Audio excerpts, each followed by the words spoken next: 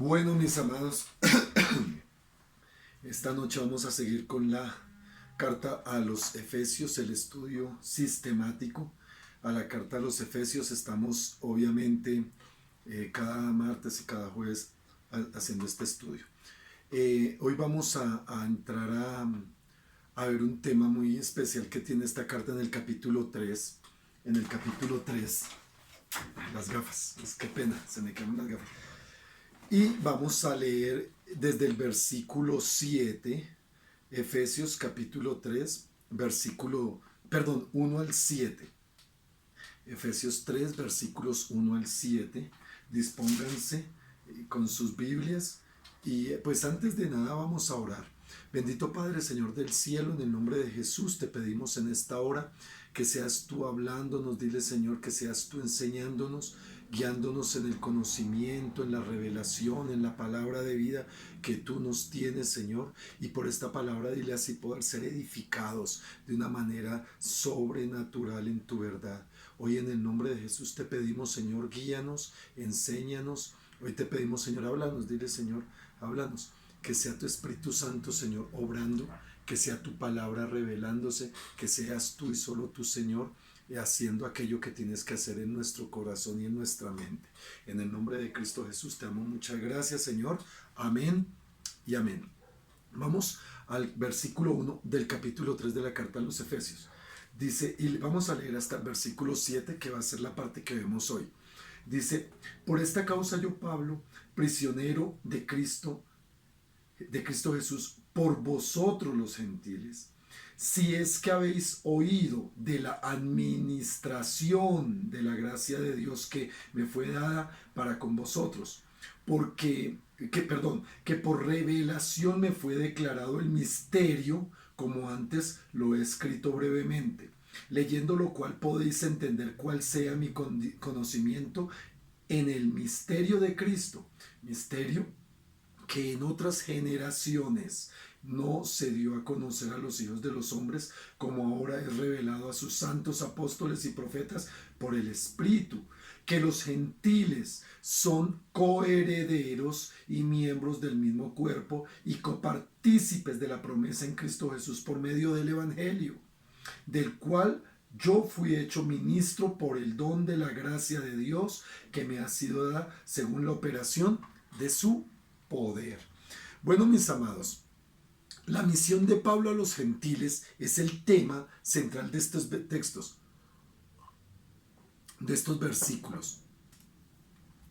Vimos cómo en los textos anteriores, en los capítulos 1 y 2 básicamente, vimos cómo los cristianos tenemos el privilegio de tener y de poder disfrutar los beneficios espirituales de manera individual, las bendiciones espirituales que se traducen en la seguridad de nuestra salvación, pero también en la añadidura de todas las cosas que Dios da de manera individual. Eso fue una de las partes que vimos, pero también de manera colectiva.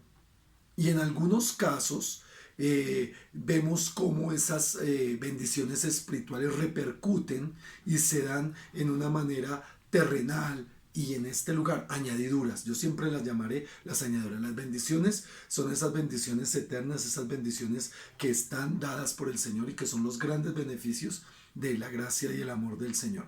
Ahora nosotros vemos cómo entre el versículo 2 y el versículo 13 hay un gran paréntesis de este capítulo, ¿no? Estamos hablando de este capítulo.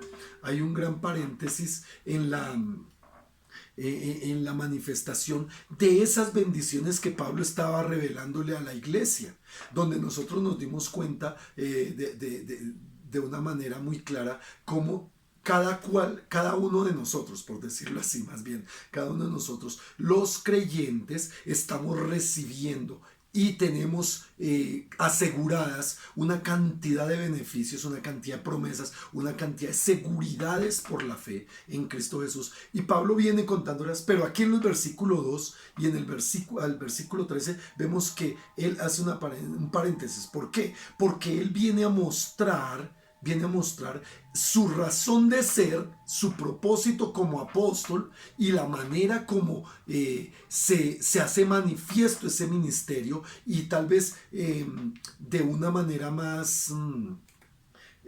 ¿cómo lo digo yo?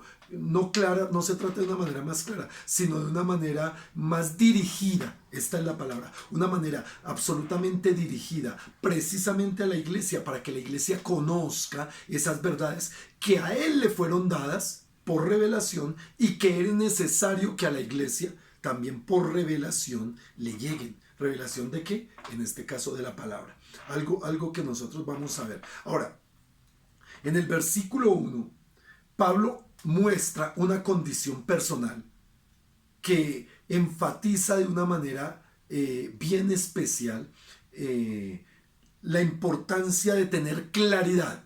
Aquí tal vez, de tener claridad del propósito, de tener claridad del sentido y la razón por la cual se está en Cristo Jesús. Y mira, miren esta parte, porque dice, por esta causa. ¿Cuál causa? Él viene hablando precisamente en el capítulo 2 del hecho de que nosotros somos salvos por gracia, de que somos reconciliados en el Señor y que somos llamados a ser reconciliadores y todas estas cosas. Y por eso que hemos estado estudiando todo eso, por todos esos beneficios, por todas esas bendiciones, por todas esas cosas maravillosas que el Señor tiene para cada uno de nosotros, pero también para su iglesia, para su pueblo y para los que en Él quieran creer esa manifestación. Él dice en el versículo 1, por esa causa de todos esos beneficios, de todos esos regalos, de todas esas manifestaciones espectaculares de Dios, es que yo, Pablo, y se nombra a Él, prisionero de Cristo Jesús por vosotros los gentiles.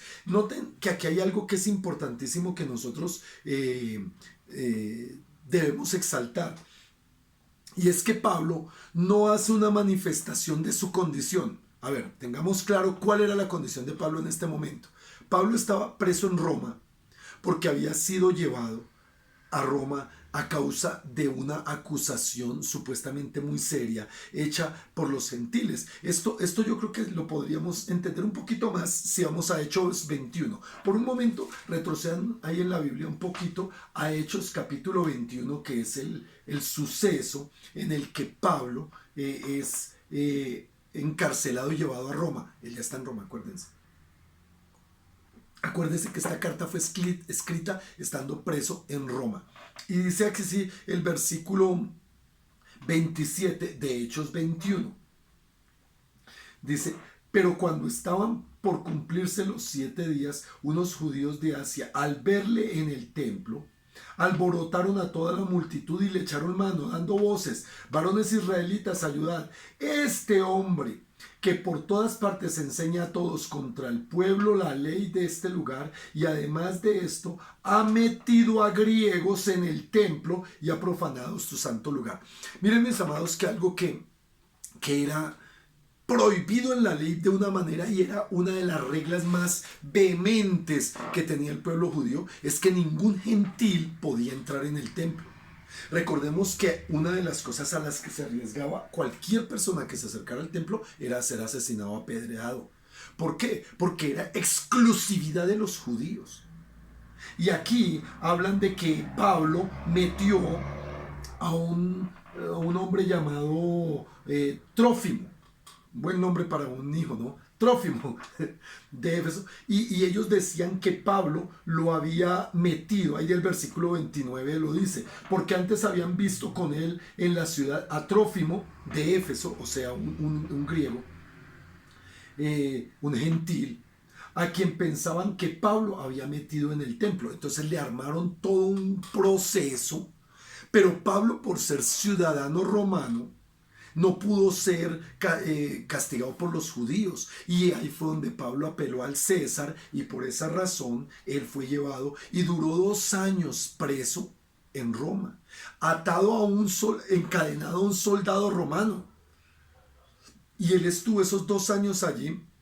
Pero cuando él hace, volvamos a Efesios 3:1, dice, por esta causa yo prisionero. Pero mira que no está diciendo que es prisionero de judíos o de romanos o de cualquier otro. Está diciendo, yo prisionero de Cristo Jesús por vosotros. Y aquí hay una enseñanza, que en este solo versículo tendríamos nosotros una enseñanza, una doctrina tan importante para la vida de un creyente, que podríamos extendernos grandemente. ¿Por qué? Porque Pablo se consideraba era un prisionero de Cristo, es decir, que Pablo tenía una perspectiva tan clara de la providencia de Dios y de su soberanía para el propósito que él tenía, que esa cárcel él la miraba como un privilegio y la miraba como una circunstancia que estaba añadida a algo mucho más grande. ¿Qué es lo que pasa, mi amado?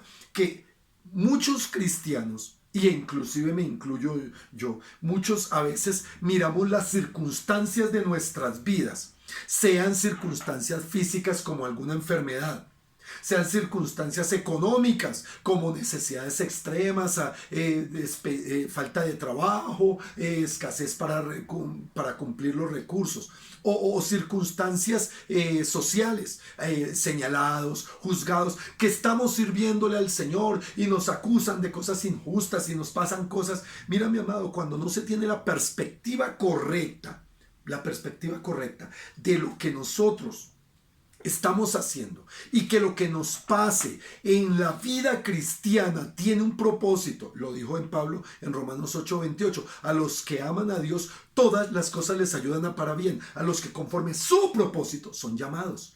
Y Pablo tenía claro esto, por eso él decía: yo soy prisionero es de Cristo. ¿Para qué? Para ustedes los gentiles. Prisionero de Cristo. Ahora, cuando alguien se considera prisionero de Cristo, hermano, no le presta atención a las circunstancias, no le presta atención a las necesidades, no le presta atención a las circunstancias de persecución, de salud, de lo que sea. Mira, mi amado, uno de los pensamientos que a veces se predican de una manera peligrosa, es decir, lo que pasa es que esto que me está sucediendo es porque Dios me castiga. Alguien me decía, hace muy poco, me decía: yo tenía una visión de un Dios castigador. Y entonces eso hace perder realmente el propósito de la gracia.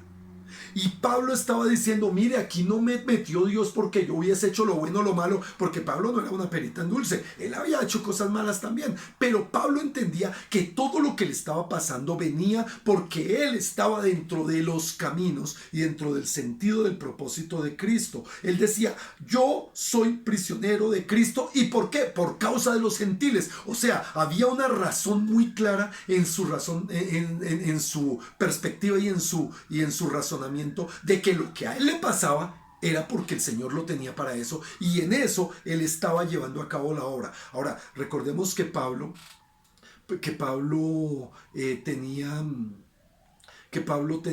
escribió las 4 cartas conocidas, las 4 cartas de las prisiones, que sería una buena pregunta para el examen de esta tarde. ¿Cuáles son las 4 cartas de las prisiones? De una vez les aviso que no va para el examen, pero recuerde que él las escribió, y esas 4 cartas tienen un fundamento y un sentido doctrinal muy importante para la iglesia. Pablo la tenía clara, y ya vamos a mirar eso. Pero entonces, ¿qué era lo que pasaba? Que Pablo, como tenía claro, entonces vemos cómo él expresa esto de su prisión, no por los judíos. Ay, es que los judíos, los fariseos me persiguieron, es que como algunos no, es que me hacen, es que no me dan, es que me quitan, es que y no era eso, mi amado. Lo que es claro para el Señor es que todo lo que nos pase nos ayuda para bien. ¿A quiénes? A los que conforme a su propósito somos llamados. Ahora mira que el versículo 2 dice: si es que habéis oído. A ver, pongámoslo en contexto desde el versículo 1. Por esta causa yo, Pablo, prisionero de Cristo Jesús, por vosotros vosotros los gentiles, si es que habéis oído de la administración de la gracia de Dios que me fue dada para con vosotros. Aquí hay algo que es importante y que nosotros tengamos en cuenta: 2 términos que enmarcan no solo la convicción de Pablo en cuanto a lo que tenía y en lo que tenía que hacer y para lo que había sido llamado, sino como una norma de doctrina y de vida para los cristianos en general. Y estas 2 palabras son administración y servicio. Ojo a estas 2 palabras: administración y servicio. Ahora, Pablo, ¿qué está haciendo? Está confirmando que él recibió la administración. ¿Cuál administración? Partamos primero de entender qué es administración en el griego o cómo se entiende. Es la palabra o economía con K, o economía. De ahí deriva la palabra economía que nosotros hoy tenemos en nuestro lenguaje. Y Pablo lo que estaba diciendo es que él era administrador de Dios. Escuchen bien, él tenía claro que todo lo que él podría poseer, podría ser, podría hacer, era de Dios. Y él lo manifiesta diciendo que él es administrador de la gracia de Dios. Ojo a esto, vimos en los estudios anteriores cómo y hablamos mucho de esto de la gracia. Ahora, esta manifestación que Pablo hace, la está diciendo, miren, yo lo que estoy dispuesto para con los gentiles, o sea, la razón de mi cárcel, la razón de mi propósito es ser un administrador de la gracia, es decir, hace una referencia de todos los favores inmerecidos, esta es la gracia, todos los favores inmerecidos, porque la gracia es esos favores inmerecidos que recibimos del Señor, que no solo están enmarcados en decir salvación, porque hay algunos que creen que la gracia solo llega a la salvación. Y claro, pues eso es la parte más esencial. Ahí lo vimos en el capítulo 2, versículo 8. Porque por gracia sois salvos por medio de la fe. Pero no solo es eso, sino de todas las cosas. Escuche, de toda la amplitud de las cosas. Les voy a poner un ejemplo. Debemos ser administradores de nuestro tiempo. Debemos ser del tiempo, que no es nuestro, es de Dios. Dios nos lo pone en la mano para que lo administremos. Bendigo a cada hermano, a cada persona que toma este tiempo dentro del propósito que Dios le ha dado para administrarlo bien, participando de la enseñanza. Esto es lo que se trata, administrando bien. Es posible que haya ahorita una buena película. Es posible que por el cansancio algunos estén diciendo, ay, yo ya quiero es una camita y dormir. Pero decidieron administrar para Dios este tiempo. Eso es. Entonces nosotros vemos cómo Pablo hace esa referencia de todos los favores. Salud o enfermedad. Porque es que hay ocasiones donde nosotros creemos que es que no, solo el bienestar, solo la tranquilidad, solo lo... No, la persecución también. Pablo estaba tomando la cárcel como un favor de Dios, como una gracia de Dios. ¿Sí notan eso? ¿Tú cómo tomas las circunstancias de adversidad para tu vida? Como una fuente de la desgracia. Dios me ha olvidado, es que Dios me tiene mal, es que Dios me está castigando. No, mi amado, esta es gracia viva. ¿Sabes qué dice? Que dice en Mateo capítulo 5, versículo 10 al 12. Bienaventurados sois cuando por mi causa os vituperen, os persigan, cuando por mi causa digan cosas mentiras en contra de ustedes. Está diciendo son bienaventurados. ¿Ustedes creen que eso es un invento ahí para acomodar al Señor a ver si un consuelo barato? No, esto es una gracia. Y Pablo tomaba eso como una gracia, pero él recibía esa gracia, ese favor inmerecido, esos favores inmerecidos tan grandes que son muy amplios para hacer manifiesto que él era administrador. Y escúchame, Pablo no veía la gracia como un bien privado. Este es un problema gigantesco de la iglesia, mi amado. Muchos toman la gracia como un bien privado. Ay, no, la gracia del Señor es para mi salvación. Amén, en eso sí. Ay, pero también la gracia del Señor es para mi bien, para que yo tenga, para que a mí me oren, para que a mí me cuiden. Eso es un error. La gracia inmerecida del Señor no es solo para tomarla como un bien privado, sino para compartirla con los demás. Por eso el Señor ahí en 1 Corintios dice, de gracia recibisteis, dad de gracia. El Señor está diciéndole a la iglesia y Pablo lo hace manifiesta. Yo soy, y todo cristiano por ende debe ser un administrador de la gracia del Señor. Debe ser, ¿por qué? Porque cada uno debe hacerlo así como Pablo, así como Pedro lo expresó, así como, mira, si bien es cierto, todos somos salvos por gracia, todos recibimos la gracia del Señor de una u otra manera y bajo dones y cosas diferentes. debemos obrar dentro de la iglesia en gracia, pero también fuera de la iglesia en gracia. Se los compruebo, mira lo que dice Primera de Pedro, capítulo 4, versículo 10. Primera de Pedro, capítulo 4, versículo 10. Dice así: cada uno, está hablándole a la iglesia, pero está diciéndole a cada creyente, a cada uno, y ojo porque esto es importante, es a cada creyente. El que no es creyente no tiene problema. Dice aquí, cada uno según el don, significa que todos tenemos un don, todos recibimos del Espíritu Santo un don específico para ser utilizado. Dice, cada uno según el don que ha recibido, ministrelo. Recordemos que esta palabra ministerio es servicio y está diciendo úselo, y desde aquí diciendo ministrelo a los otros como buenos administradores de la multiforme gracia de Dios. Miren, mis amados, para el que no entiende, se los voy a poner de esta manera. No importa si tú eres muy tímido, si tú eres una persona que no es letrada, que no ha estudiado, no importa si eres una persona muy rica y poderosa, no importa lo que tú seas y lo que tengas o de dónde vengas, nada, no importa lo que hayas hecho, no importa tu vida pasada, no importa nada. Si tú eres un verdadero creyente, si tú eres un verdadero cristiano, que yo les mostré allí, les hablé de la manifestación de las tres cosas que hacen evidente a un verdadero cristiano. Esas tres cosas que son importantes. Que ama, acuérdense muy bien, ama a Jesucristo y cree en Él. Que ama la palabra del Señor y que ama a la iglesia, al cuerpo de Cristo. Son las tres manifestaciones importantísimas que no bastó. Un verdadero creyente que ama al Señor, que ama la palabra y que ama la iglesia, usa lo que Dios le dio por gracia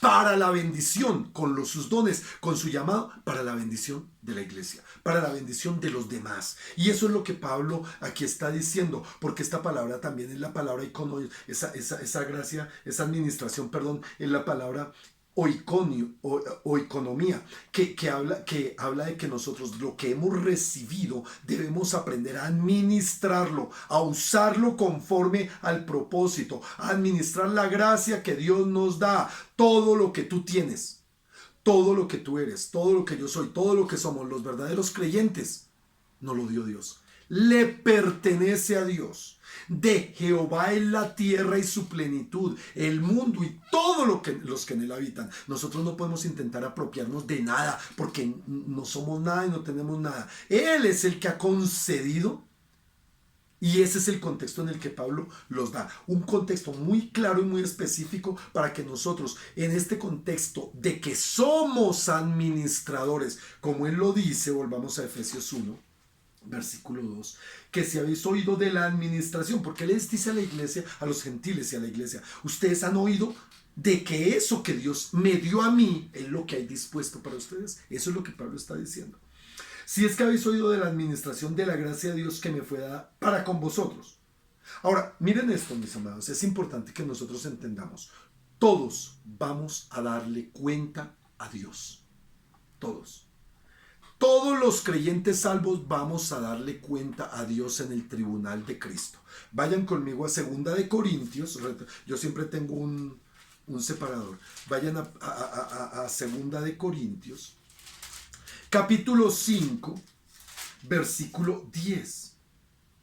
Y mira lo que dice para los creyentes, para la iglesia, para todos aquellos que dicen ser verdaderos cristianos. Aquí está. Porque es necesario que todos nosotros, habla de la iglesia, comparezcamos, habla de los salvos, comparezcamos ante el tribunal de Cristo, para que cada uno reciba según lo que haya hecho mientras estaba en el cuerpo, sea bueno o sea malo.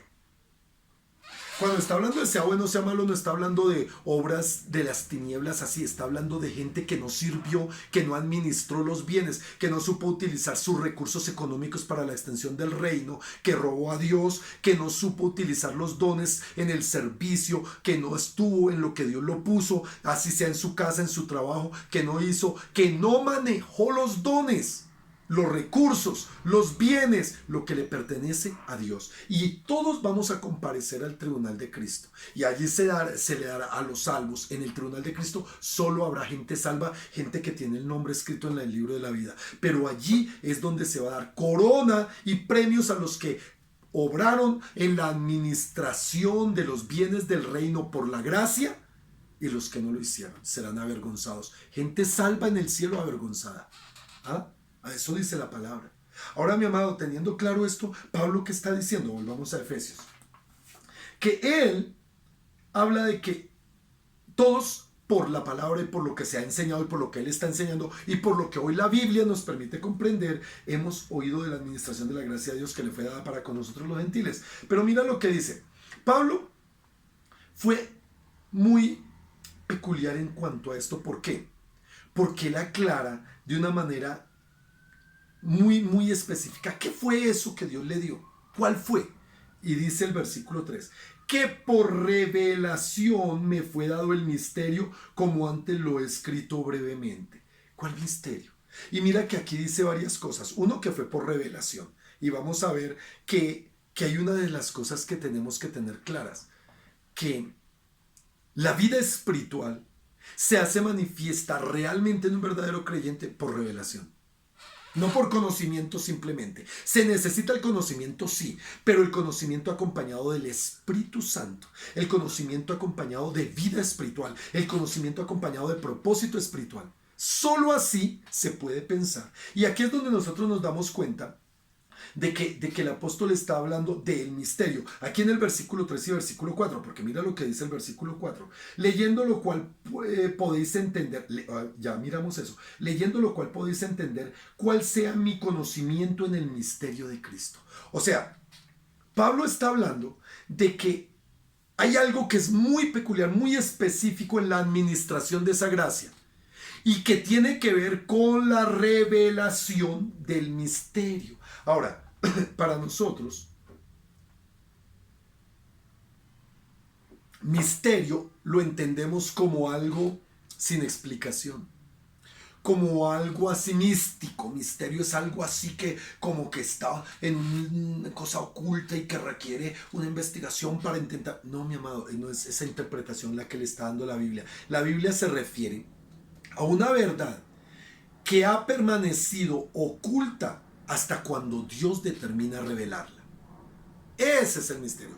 Verdades de Dios que Dios ha mantenido ocultas hasta cuando Él decide revelarlas. ¿Sabe qué dice Deuteronomio 29:29? Ese sí no lo tengo aquí escrito, pero me vino a la mente y se los quiero leer porque da un poquito de entendimiento de eso. Dice Deuteronomio 29:29. Y permítanme, ahorita lo escribo aquí. Deuteronomio 29:29. Dice: las cosas secretas pertenecen a Jehová nuestro Dios, mas las reveladas, escuchen esto, son para ¿quiénes? Para nosotros, para nuestros hijos, para siempre, para que cumplamos todas las palabras de esta ley. Eso era lo que el Señor le daba por interpretación al pueblo de Israel. Pero como somos el Israel de hoy, esa palabra tiene que ser nosotros. Las cosas secretas son de Dios, las reveladas, los misterios, verdades que Dios revela en el tiempo que a Él le parece. Son verdades ocultas que Dios permite que vengan a nosotros a través de la revelación. Ahora, escúchame, ¿la revelación de qué? Pablo recibió la revelación del plan de Dios, el plan que Dios tenía para los gentiles. Este plan no fue revelado al pueblo de Israel. Fue un misterio. Y eso ahí en el Antiguo Testamento se habla del gran misterio. Y Pablo dice: ese misterio que hoy es dado a conocer, que hoy yo, por la revelación del Espíritu Santo, porque fue el Espíritu Santo, lo doy a conocer. ¿Cuál es? Los gentiles. La iglesia, ese es el gran misterio. Buena pregunta para un examen. ¿Cuál es el gran misterio del cual hablaba Pablo? La respuesta es una palabra nomás: la iglesia. Punto. La iglesia. Porque ya la iglesia está compuesta de judíos y de gentiles. Todo el mundo, el que cree en Cristo Jesús, hace parte de la iglesia. Ese es el gran misterio. Ahora, Dios escoge a un grupo de hombres. Escúchame muy bien. Dios escoge a un grupo de hombres que es del Antiguo Testamento a un grupo de hombres que son sus apóstoles. Son el Señor Jesucristo, los escoge, los apóstoles y todos ellos, para que ellos revelen la voluntad de Dios. Esa voluntad que es manifestar el nacimiento y la vida de la iglesia. Y los pone a dejar el registro escrito. Por eso existe la Biblia. Por eso está el canon sagrado. Dejar el registro escrito de eso. Pablo es uno de ellos. Y todos los que escribieron la Biblia, Antiguo y Nuevo Testamento, son el instrumento que Dios dio para revelar sus misterios. Para revelarlos. Y aquí, mi amado, es importante que nosotros tengamos una claridad. Esto fue escrito para que la iglesia, el cuerpo de Cristo, los verdaderos creyentes, reciban la revelación escritural, porque tengan en presente que todo lo que Pablo escribió fue revelado por el Espíritu a él, que todos los que escribieron en el Nuevo Testamento les fue revelado por el Espíritu y lo plasmaron en las Escrituras. Y esto nos tiene que llevar a entender que muchos cristianos no tienen una forma correcta, direccionada correctamente de vida. ¿Por qué? Porque sus acciones, su vida práctica no está acorde con esa revelación. Les voy a poner este ejemplo, mi amado. Para muchos, ya que les hablé de amargura, ¿se acuerdan que les prediqué amargura? Para muchos, la amargura es una excusa en su corazón, fruto de cosas externas, que no ha sido quitada y no es perfeccionada por causa del desconocimiento o de su no querer entenderlo, no querer someterse a las Escrituras. Porque hay quienes lo saben, pero no se someten. Se mantienen en su ley y no tienen esa revelación correcta. ¿Por qué? Porque no le dan cabida al Espíritu para que se lo revele. Y mira, mi amado, cuando nosotros nos damos cuenta, la Biblia es un manual de cosas prácticas para la vida, cosas de hacer. Santiago, ¿qué decía? Que la fe sin obras es muerta. ¿Qué obras? Las obras de justicia, las obras que el Señor establece en su palabra. A eso se refiere. Ahora, uno encuentra mucho cristiano que vive una vida derrotada, fracasada. Y cuando yo estoy hablando es una vida sin esperanza, una vida decepcionada, una vida de temor, una vida donde no tiene la confianza real en Dios, sino que busca siempre un recurso externo, siempre está buscando una manita ayuda, una cosita, o lo que es peor, tuercen el conocimiento del Señor para darle unas aplicaciones extrañas a la palabra del Señor, unas aplicaciones extrañas, mi amado. Y entonces vienen hábitos, costumbres que se supone son venidas del Señor. Y yo siempre he dicho, mi amado, con prácticas como el uso de la famoso aceite de la Santa Unción en la iglesia, es una cosa terrible, mi amado. Y la gente lo toma dentro de las iglesias con una naturalidad, con una, ay no, es que eso es así. Oiga, y no se vienen, o sea, a veces raya con brujería eso. Y la gente lo toma así. La mal llamada guerra espiritual. Y una serie de comportamientos que la presencia del Espíritu Santo, y entonces se cae 2 horas fuera de conciencia cuando eso es antibíblico.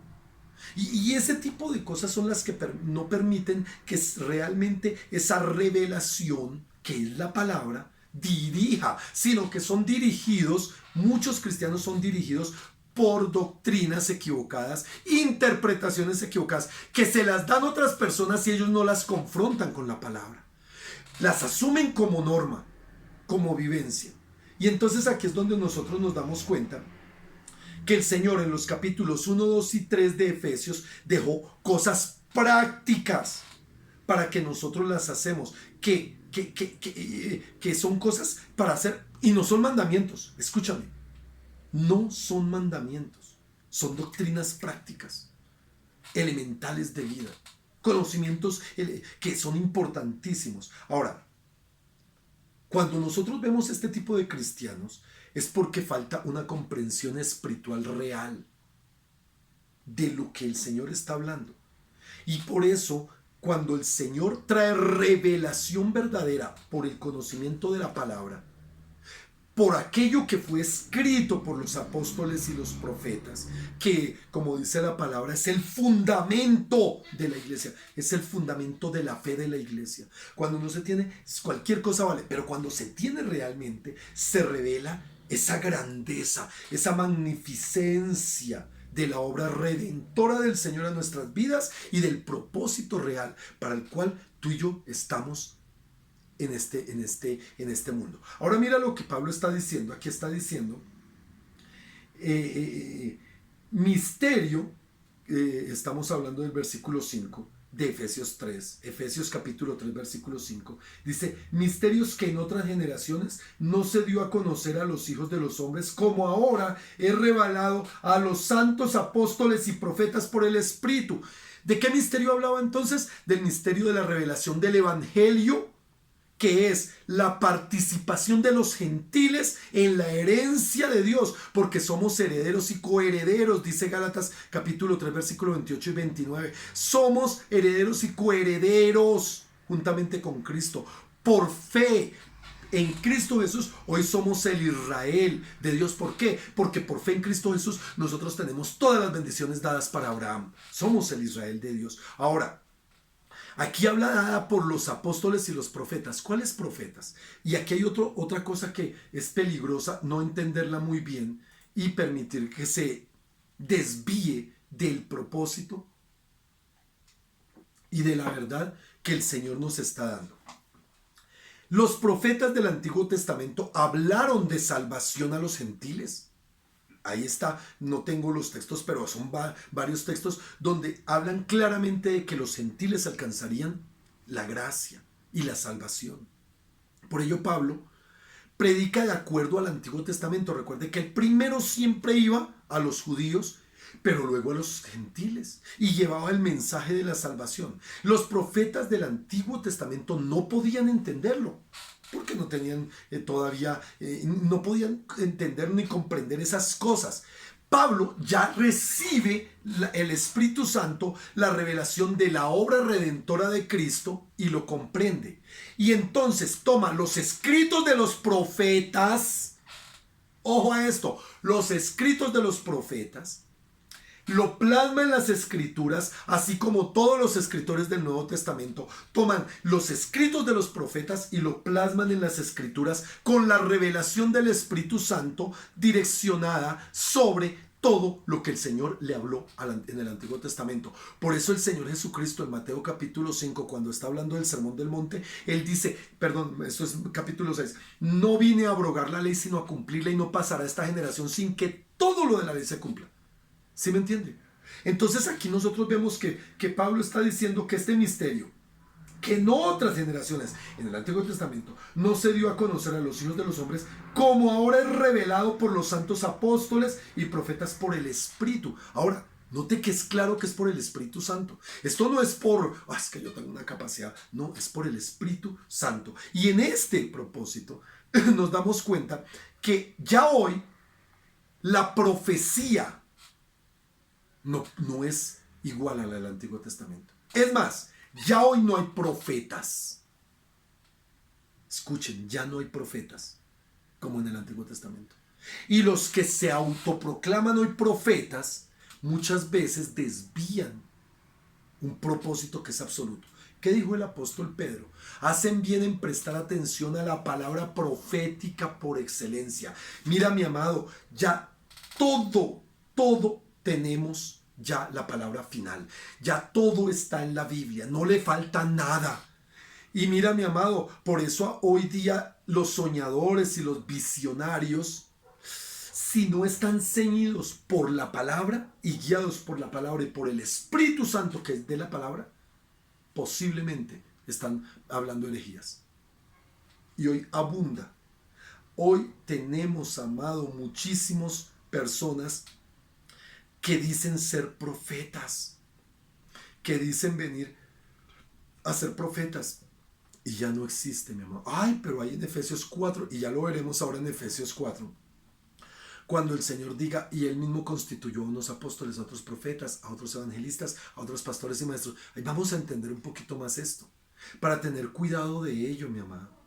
Porque es que el problema es que hoy hay mucho autonombrado apóstol, autonombrado profeta, desviando el sentido real, tomando eso como un cargo especial, un título de grandeza.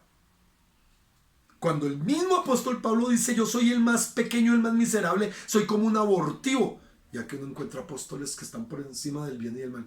Eso es una cosa preocupante, mi amado. El mismo Señor Jesucristo va y dice, oiga, yo no vine para ser servido, vine para servir. Y ustedes deben aprender de mí, que soy manso y humilde de corazón.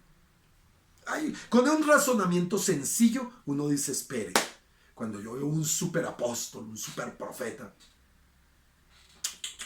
¿qué estamos viendo? ¿Sabe? En la Biblia están todas las respuestas.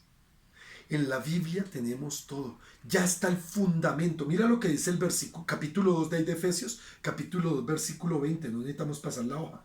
Dice, edificados sobre el fundamento de los apóstoles y profetas, siendo la principal piedra de ángulo Jesucristo mismo. Ya está el fundamento. No hay dos. No le faltó un pedacito, no le faltó nada al fundamento. Todo ya está puesto y fue escrito para nosotros. Hoy nosotros tenemos una ventaja súper espectacular en relación con todos los del Antiguo Testamento. Es que toda la revelación de Dios para los hombres está dada. Y no falta absolutamente nada. Por eso, uno de los más grandes problemas de la iglesia de hoy es la proliferación de supuestos apóstoles, de supuestos profetas, sabiendo que ya todo... ¿Quieres una profecía? Porque hay gente que quiere oír que le hablen al oído, que hay gente que quiere que le profeticen. Mi amado, porque no ha entendido la revelación de la verdad y la revelación de la palabra. Ahora mira lo que dice el versículo 7, Efesios capítulo 3, versículo 7. De la cual yo fui hecho ministro. Ojo a esto. Soy el ministro y el título, yo, ministro. Y como que, wow, se llena la boca. Hoy para muchos, ministro. ¿Sí? Sin entender el sentido que Pablo le está dando. De la cual yo fui... me salté el versículo 6. Pero es que, bueno, leamos el versículo 6 primero. Porque dice que los gentiles... ¿Cuál era la revelación? Miren, volvamos a leer el 5 y enlazamos con el 6. Misterio que en otra generación no fue dado a conocer a los hijos de los hombres, como ahora es revelado por sus santos apóstoles y profetas por el Espíritu, que los gentiles, ¿cuál es el misterio? Ahí está. ¿Cuál es el misterio? Ese. Ahí lo dice claro. Que los gentiles son coherederos y miembros del mismo cuerpo. ¿Cuál cuerpo? El de Cristo. Y, dice aquí, y copartícipes de la promesa de Cristo Jesús por medio del Evangelio. ¿Cuál promesa? La salvación eterna, ser parte del reino de Dios, ser parte de la familia de Dios, ser parte del pueblo de Dios. Esa es la promesa. Ese es el misterio. Ahí es donde nosotros tenemos que comprender que no son fantasías o cosas así extrañas y que no sé qué, y entonces le metemos mística, misticismo a la cosa. No, hermano, es claridad. Mire que la Biblia es muy clara. El misterio es que los gentiles, la iglesia, el misterio es la iglesia, compuesta por gentiles y judíos. Ese es el misterio. Y la revelación de eso es que ese misterio aplica, es de que todos los gentiles somos herederos y coherederos, miembros del mismo cuerpo. Miembros del mismo cuerpo, el cuerpo de Jesucristo, copartícipes de la promesa. Ahora, mi amado, nosotros no podemos dejar a un lado el entendimiento, como dice la palabra del Señor, que son grandísimas las promesas que el Señor tiene para nosotros. y están expresadas todas en la palabra de Dios. No falta nada. Que todos los propósitos están expresados en la palabra de Dios. Por eso, cuando nosotros recibimos la revelación por el Espíritu, escucha, la revelación por el Espíritu, podemos derribar argumentos. Podemos derribar mentiras, podemos aclarar, quitar esas nubes que nos llevan. Porque hay gente llena de temor, hay gente llena de misterios raros, de sensaciones raras, de comportamientos raros, siendo cristianos, porque no se les ha revelado la libertad de la palabra y necesitan venir a ella. Y Pablo y todos los escritores de la Biblia lo expresaron por el Espíritu para que tú y yo la recibamos y seamos libres. ¿Qué dijo el Señor en Juan 17? Tu palabra es verdad, ya son limpios por la palabra. Escucha, ¿qué nos limpia? La palabra. ¿Tú quieres ser libre de demonios? La palabra. ¿Tú quieres ser bendecido? La palabra. ¿Tú quieres ser sano? La palabra. ¿Qué quieres ser? ¿Qué quieres vivir? ¿Qué? La palabra. Esta es la manifestación absoluta y real de esos misterios. Ahora sí, enlacémonos ya para terminar en el versículo 7. De la cual fui yo hecho ministro. Nota que Pablo no está diciendo, ay, es que soy el único, es que yo tengo la máxima. No, yo fui hecho ministro por el don de la gracia de Dios que me ha sido dada según la operación de su poder. Y esto es importantísimo comprenderlo, mi amado, porque Pablo no se veía solamente como un administrador. Entonces soy el ministro. Él no se estaba viendo como alguien superior. Y él lo manifestó siempre. Él no estaba diciendo es que yo soy como alguno, es que soy el ministro, soy el supersiervo. Y hoy mucha gente quiere hacer eso. Hacerse ver como eso. Ministro traduce siervo, servidor, y tenía una relación de estar sirviéndole a todos los demás. Por eso el mismo Pablo allá en Romanos 12 versículo 3 dice: no tengas más alto concepto de sí mismo, sino que mires a tu hermano como superior a ti. Y eso nos libra de esa altivez cuando tenemos claridad de que somos. Y por eso Pablo dice: yo fui hecho ministro por gracia. Fui hecho ministro por el don de la gracia, es decir, el regalo inmerecido. Y los que servimos al Señor somos siervos del Señor porque no lo merecemos. Yo no sé por qué hay gente que se engrandece porque yo soy el que hago y es que no sé qué. Y dice: hermano, eso fue por mera misericordia. Porque en la gracia del Señor, que no lo merecemos, nos lo dio. Y ahí es donde nosotros nos damos cuenta que nosotros tenemos que ver que Pablo primero se consideraba como un gran privilegio, hermano.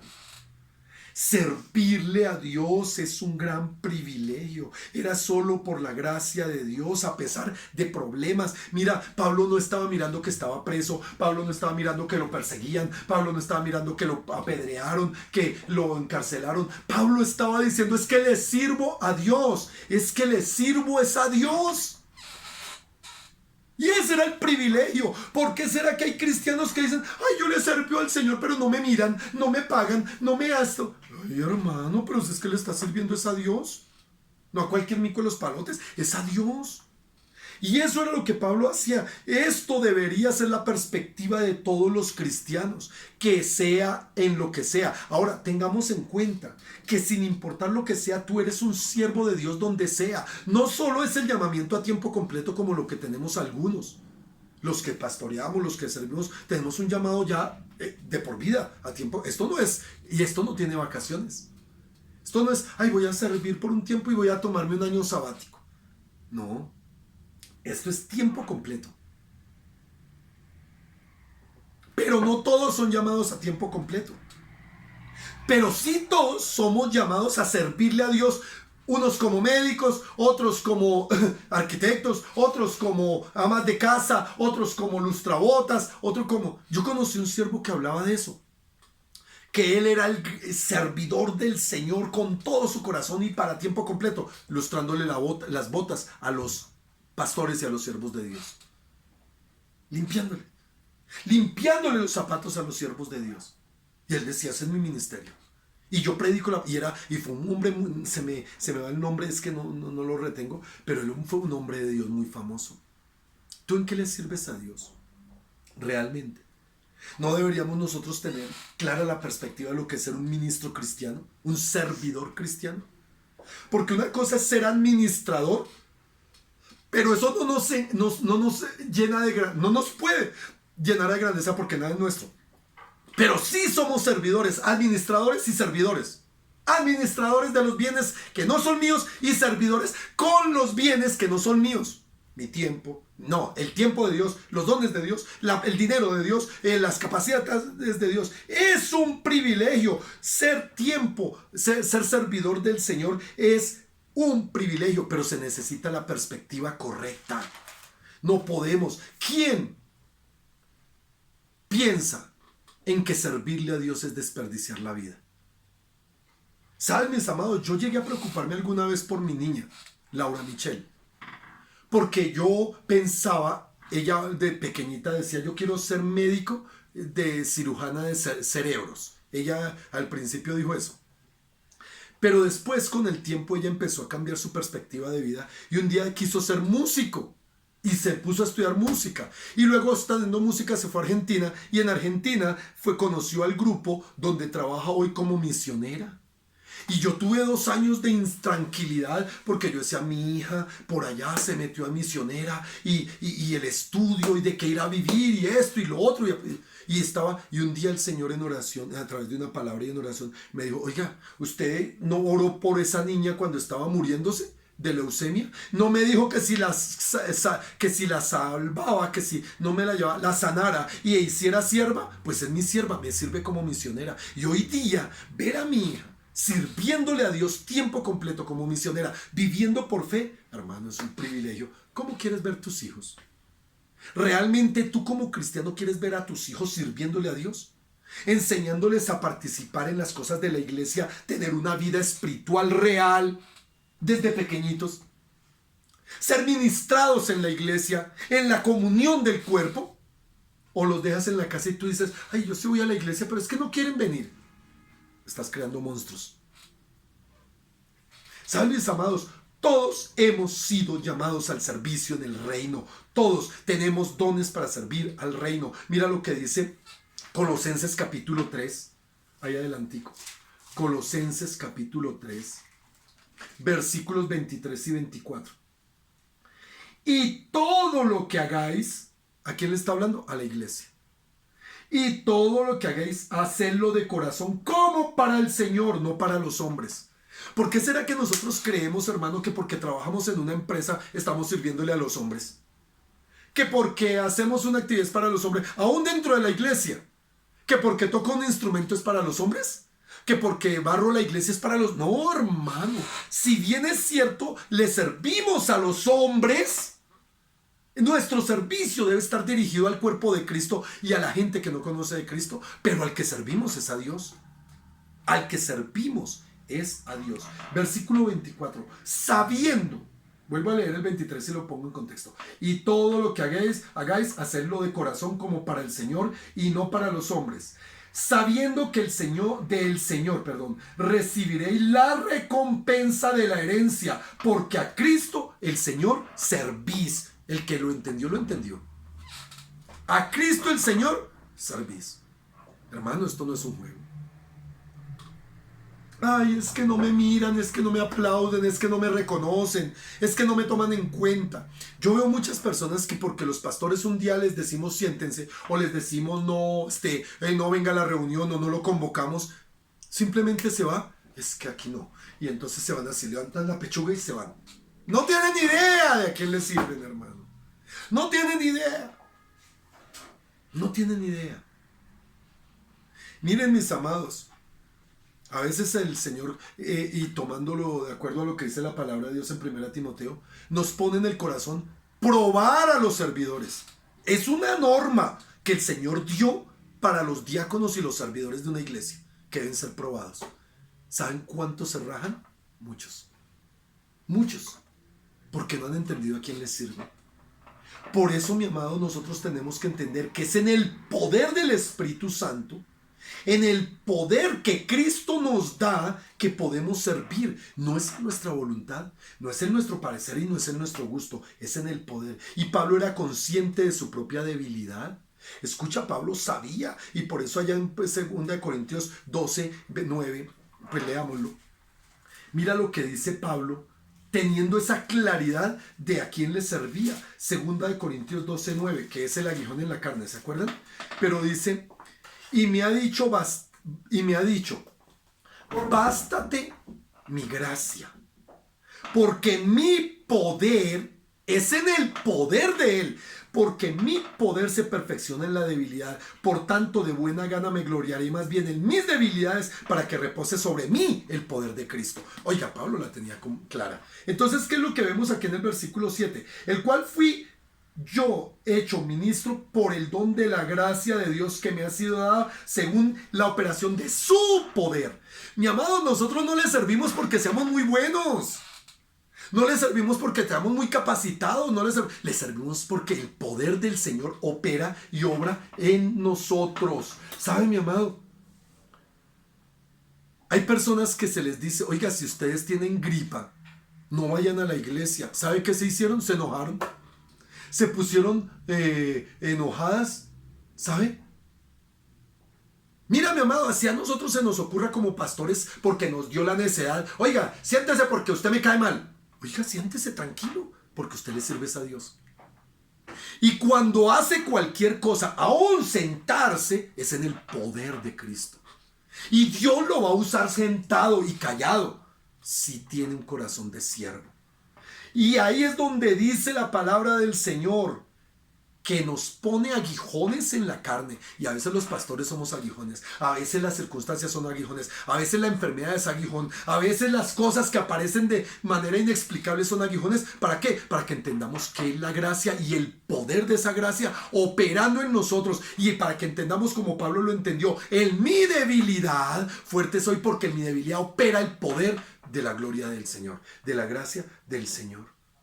Y ahí es donde el apóstol Pablo expresa de la necesidad que tenemos los unos y los otros de estar orando los unos por los otros. Esto, Pablo, y ya lo vamos a ver en la próxima, que necesitamos la oración los unos por los otros. Necesitamos estar unidos en la convivencia del cuerpo, para animarnos unos a otros, servirnos unos a otros, estar unos por los otros. No podemos ser indiferentes, mi amado, porque ahí se pierde el propósito de la gracia y del poder de la gracia que está dispuesta para nosotros. Amén. Amén. Digan amén. Entonces, mis amados, como podemos ver aquí en este texto, ya hemos comprendido cómo era el llamado del ministerio de Pablo como administrador y como siervo, y que ese es el ejemplo para toda la iglesia. Vamos a orar. Señor, damos gracias por este día y por esta palabra. En el nombre de Jesús te pedimos, Señor, ayúdanos a comprender y a entender esta tu revelación. Amén y amén. Bueno,